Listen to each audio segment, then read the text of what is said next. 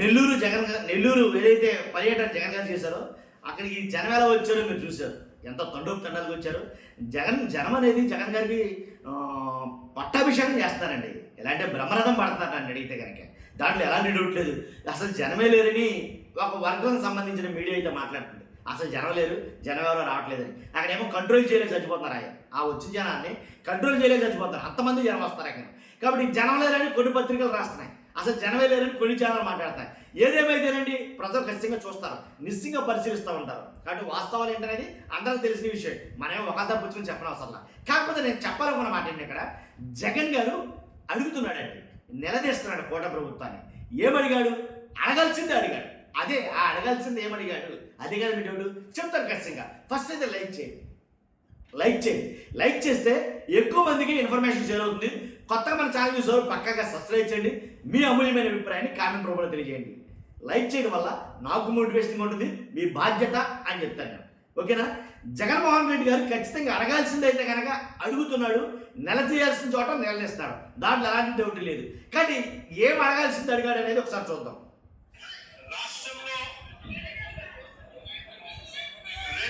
రాజ్యాంగంతో ఈరోజు రాష్ట్రంలో ఎమర్జెన్సీ తరహా పరిస్థితులు ఈరోజు రాష్ట్రంలో నెలకొని ఉన్నాయి అని చెప్పడానికి రాష్ట్రంలో జరుగుతా ఉన్న అనేక ఘటనలన్నీ కూడా ఇవాళ రాష్ట్రంలో ఉన్న ఎమర్జెన్సీ పరిస్థితులను కంటికి కనబడేట్టుగా చూపిస్తాయి. ఆశ్చర్యం కలిగించే విషయాలు నేను అడుగుతా ఉన్నాను. ఇదే చంద్రబాబు నాయుడు గారి ప్రభుత్వాన్ని అడుగుతా ఉన్నాను, చంద్రబాబు నాయుడు అడుగుతా ఉన్నాను.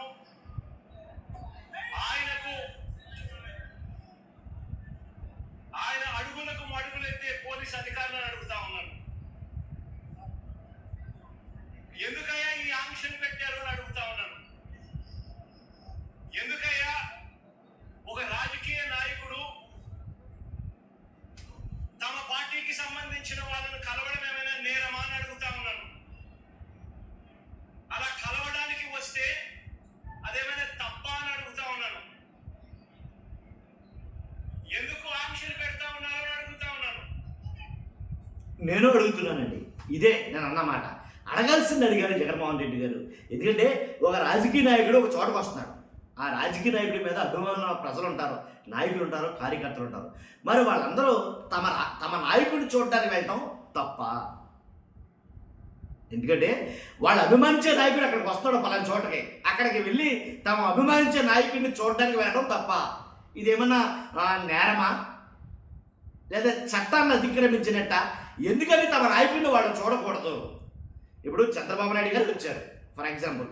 చంద్రబాబు నాయుడు గారు వస్తే చంద్రబాబు నాయుడు గారిని అభిమానించేవాళ్ళు, కార్యకర్తలు కావచ్చు, నాయకులు కావచ్చు, ఎవరైనా సరే అభిమానించేవాళ్ళు వెళ్ళి చంద్రబాబు నాయుడు గారిని చూడటం తప్ప? కాదుగా. మాకు దగ్గరలోనే సమీపంలో వచ్చాడు సార్ ఆయన. చూడడానికి చాలామంది వెళ్ళారు, నేను కూడా వెళ్ళాను.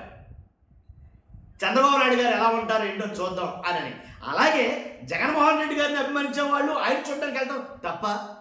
తప్పేం కాదే. ఇదే పెద్ద నేరమా? ఎందుకని ఆంక్షలు పెడుతున్నారు నాకు అర్థం కావట్లేదు. ఇంకోటి ఏంటంటే, గోడ కొట్టిన బంతులు అంటాడు జగన్మోహన్ రెడ్డి గారు. ఎంత బలంగా అయితే మీరు ఆపాలని ట్రై చేస్తారో అంతే బలంగా వెనక్కి వస్తాడు. ఇది మాత్రం నేను గమనించాను. కాబట్టి తమ నాయకుడిని, తమ అభిమానించే నాయకుడిని, తమ నాయకుడిని అభిమానించవసరం లేదండి. ఇప్పుడు అభిమానించవసరంలా.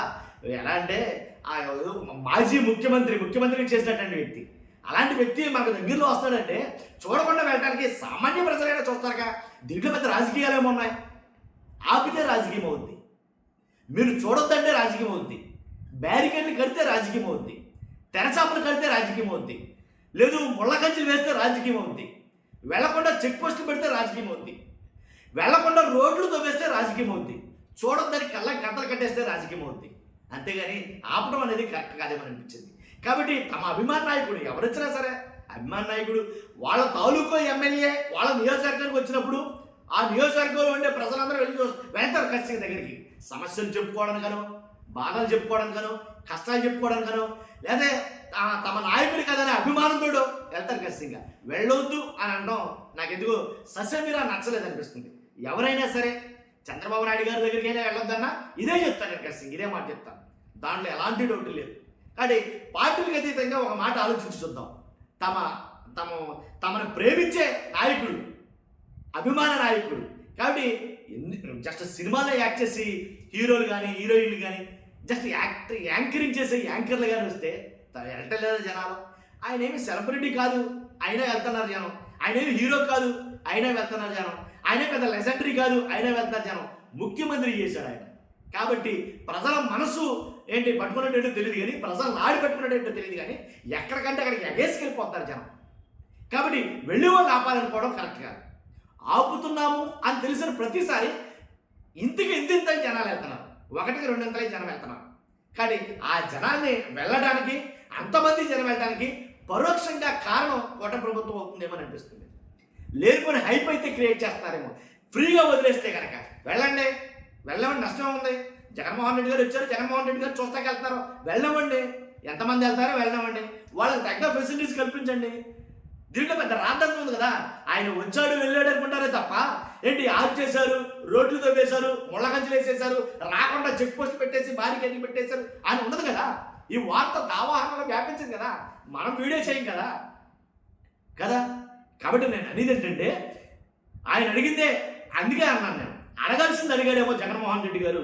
ఆయన అడిగిన ప్రతి మాట జనాలు అర్థం చేస్తూ ఉంటారు. నా కార్యక్రమానికి నన్ను అభిమానించే వాళ్ళు ఎవరైనా కూడా వస్తే తప్పేమిటి అని అడుగుతా ఉన్నాను. వాళ్ళను రానివ్వకుండా ఏకంగా రోడ్లన్నీ తోమారు. సందులు బొందులు ఎక్కడి నుంచి అయితే బండ్లు వస్తాయని అనుకుంటున్నారో, 2 వీలర్స్ వస్తాయని అనుకుంటున్నారో, రాకుండా చేసేందుకు ఏకంగా రోడ్లను తోమిన అద్భుతమైన పరిస్థితి బహుశా ప్రపంచ చరిత్రలో ఏ రాజకీయ పార్టీకి ఉండదేమో, ఒక చంద్రబాబు నాయుడు గారి పార్టీకి తప్ప. నిజంగా ఒక ప్రతిపక్ష నాయకుడిని చూసి చంద్రబాబు నాయుడు ఇంతగా భయపడతా ఉన్నాడంటే నిజంగా చంద్రబాబు నాయుడు గారు ఎక్కడన్నా బావి చూసుకొని దుంకాలి. ఒక ప్రతిపక్ష నాయకుడు చెప్పారు కదా, ఆపితే భయమనే అంటారు. ప్రతిపక్షంలో ఎవరున్నా సరే, అధికార పక్షంలో ఎవరున్నా సరే, ఆపితే భయపడే ఆపుతున్నారు అని అంటారు ఖచ్చితంగా. కాబట్టి ఆనంద కూటమి ప్రభుత్వానికి ఎందుకు? ఆనంద అవసరమా? అదే నా అభిప్రాయం. ఒక ప్రతిపక్షాన్ని చూసి ఇంతగా భయపడి ఆయన వస్తున్నాడేమో, ఆయన వస్తా ఉంటే అభిమానులను ఆపేదాని కోసం అని చెప్పి, ఆయన వస్తా ఉంటే ప్రజలను ఆపేందుకోసమని రోడ్లను కూడా తోమిన చరిత్ర ఒక చంద్రబాబు నాయుడు గారికి మాత్రమే దొరుకుతుంది. ఈరోజు దాదాపుగా 2000 పైషిలకు పోలీసులు, 2000 పైషిలకు పోలీసులు, లెక్కలేనంత మంది డిఎస్పీలు, డిఐజీ ఇక్కడే తీసేస్తాడట. నాకు ఆశ్చర్యం అనిపించింది అసలు. వీళ్ళంతా కూడా నా సెక్యూరిటీ కోసం కాదు, వీళ్ళంతా జగన్ వస్తా ఉన్నాడు అని అంటే జగన్ ని చూడడానికి అభిమానులు ఎవరైనా వస్తారేమో, ఆ అభిమానులను ఆపడం కోసం ఇంతమందిని ఉపయోగిస్తా ఉన్నారు. అంటే ఎంత వ్యతిరేకత చంద్రబాబు నాయుడు గారి ప్రభుత్వం మీద ఉంది అని చెప్పడానికి, ఎంతగా చంద్రబాబు నాయుడు గారు తన పాలనను చూసి తానే భయపడతా ఉన్నాడు అని చెప్పడానికి ఇంతకన్నా ఇంకా వేరే నిదర్శనాలు కూడా అవసరం లేదు. ఎవరైనా ఎక్కడైనా పాలన చేస్తే బ్రహ్మాండమైన పాలన అందించి ప్రజల మన్ననలు పొంది ఆ మన్ననలతో ఆశీస్సులతో వచ్చే పాలన చూసి సంతోషపడాలి. కానీ ఇక్కడ అడుగు పెట్టినప్పటి నుంచి, పాలన మొదలైనప్పటి నుంచి సూపర్ 6లు, సూపర్ 7లు అని అంటూ ప్రజలంతా వెన్నుపోటు పొడిచాడు. పాలన అంతా నేను చెప్పాలనుకుంది అడగాల్సింది అడిగేస్తాడు జగన్మోహన్ రెడ్డి గారు. కాబట్టే ఖచ్చితంగా ఆపడం అనేది అనైతికం. నన్ను అడిగితే కనుక ఆపనవసరంలా. ఆపితే చెప్పారుగా ఏం జరుగుతుందో, గోడ కొట్టిన బంతులు అంటాడు. దాంట్లో ఎలాంటి డౌట్ లేదు. చూస్తున్న మీరందరూ కూడా నా అభిప్రాయం మీకు సబబు అనిపిస్తే కనుక, ఏకీభవిస్తే కనుక ఖచ్చితంగా కామెంట్ రూపంలో తెలియజేయండి.